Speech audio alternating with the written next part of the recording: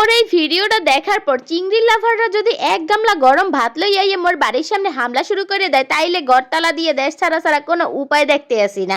আর ভালো কথা, মোর এই ভিডিওটা দেখতে হইলে কিন্তু গলায় একটা বড়সড় পানির ট্যাঙ্কি জুলাই এরপর বইতে হইবে।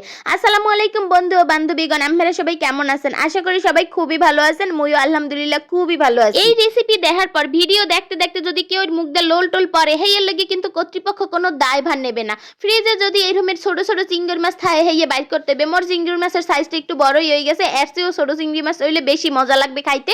তো যাই হোক, চিংড়ি মাছগুলোরে বাইর হয়ে এরপর সরাসরি কিন্তু মই এই চলেছি বেসিনে, এরপর একটু পানি দিয়ে ধুইতে আসি। আর এই যে দেখতে আছেন কেজি হানে পেঁয়াজ আর লইছি দুইটা বড় বড় সাইজের রসুন, এরপর সুন্দর মতো এইগুলোরে কাটছি, কাটতে এরপর এই বাড়তে চলেছি। ওরে জোলা ইয়ে বাড়তে বাড়তে মুই কানছি মনে হয় 3 ঘন্টা, চোখ দিয়ে জোলার পরিমাণে পানি পড়তে আছে। এরপর কিন্তু রসুনটারে বাইট দিয়ে এককালে মিহিন করে হালাইছি।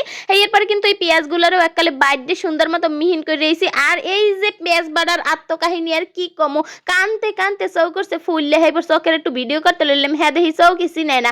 এরপর বাদ দিছি, ভিডিওটা স্কিপ করে দিছি। যাই হোক, এরপর কিন্তু এই যে নুন আর হলুদ মেখে মাছ করে থুইয়ে দিছি। আর একটু ছোট সাইজের চিংড়ি মাছ হলে আরো ভালো হইতে। আর এই এর কিন্তু মেইন উপাদান হইছে এই মশলাটা। দেখছেন কতখানি মরিচ দিতে আসি, চিন্তা করা যায়।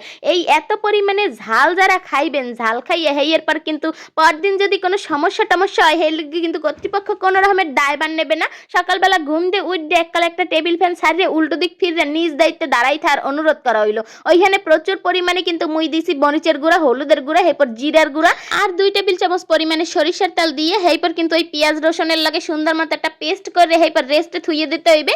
এরপর এই যে ঘপ ঘপ করে কত্থানি সরিষার তেল ঢালিয়ে দিছি, থুকু সরিষার তেল না মানে সয়াবিন তেল ঢালিয়ে দিছি।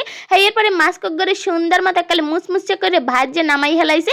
এরপর এই তেলের মধ্যে এইগুলো এই যে মুই দিয়ে দিছি, এই যে মরিচ, এই যে হলুদ মরিচ, এরপর এই যে পেস্ট বানাই থুইছিলাম ওইগুলারে। এরপরে সুন্দর মতো এই সাইড আবার চলেছি পোলার লাগে রান্না করতে, কারণ ওইদিকে কিন্তু পরদিন সমস্যা হওয়ার মতো ঝাল দিছি। ওই তো আর মোর পোলাই খাইতে পারবে না, পোলার অবস্থা খারাপ হয়ে যাবে। এর লেগে পোলার লাগে আলাদা তরকারি রান্না করবো। এই জন্য কিন্তু এই যে সামান্য ছোট্ট আলু কুচাইয়ে লইছি। আর এর মধ্যে চিংড়ি মাছ কিন্তু অর্ধেকের একটু কম দিয়ে দিছি ওর জন্য। এরপর সুন্দর মতো এইগুলারে দিয়া কষাইয়ে টসাইয়ে সুন্দর মতো এরপর তুই দিতে হইবে। পোলাই খাইছে মাম্মা মোর জন্য ঝাল ছাড়া রান্না করবা, এমনিতে একটু অসুস্থ। যাই হোক, এরপর এই সাইডে কিন্তু এইগুলোর মশলাটা কষাইতেছে। আর কষাইতে কষাইতে মনে হয় যেন তেলে হয়ই না, কয় ফির যে তেল দিছি এর কথা আর কি কমো। এরপর চিংড়ি মাছ করে দিয়ে সুন্দর মতো একটু কষাই লইতে হইবে। আর ওদিকে কিন্তু তেঁতুলের কাঠটু খেয়াও দিয়ে দিছি। এখন কিন্তু কষাইতে কষাইতে কিন্তু মিডিয়াম পর্যায়ে চলে আইছে। হেইকেলে কিন্তু 3-4 কাঁচামরিচ কাটতে দিয়ে দিছি। আর এই ছিল মোর চিংড়ির ফাইনাল লুক। এত মজা এর কথা আর কি কমো। মই এখন ভিডিওতে ভয়েস দিতে যাইও কিন্তু মোর লোভে পানি উঠে গেছে।